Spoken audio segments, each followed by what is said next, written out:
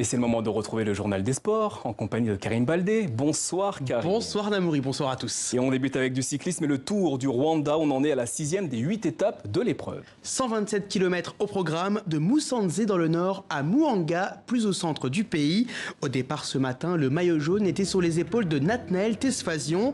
Après sa victoire éclatante hier, l'Érythréen a passé une journée beaucoup plus difficile sous la pluie, incapable de suivre le rythme de la bonne échappée. Et parmi ces trois hommes que vous voyez à l'avant, le vainqueur de l'étape du jour, Jonathan Restrepo.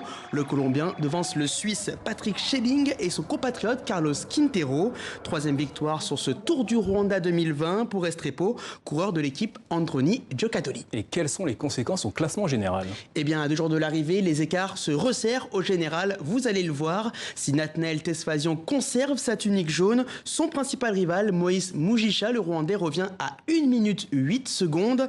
Et derrière, Quintero et Schelling, membres de l'échappée du jour, reviennent également en embuscade à 2 minutes environ.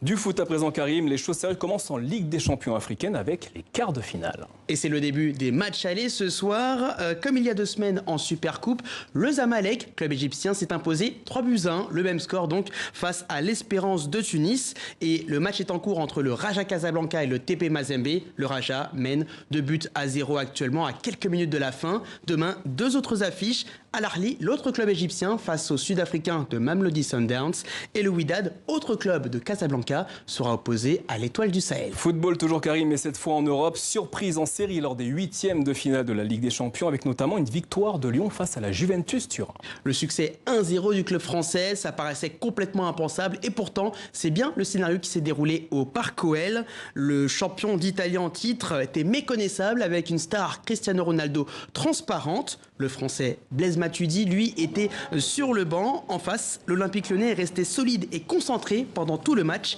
à l'image notamment de l'attaquant camerounais Karl Toko Ekambi. On l'écoute. Ouais, c'est un bel exploit. Vous vous y attendez pas, nous on s'y attendait.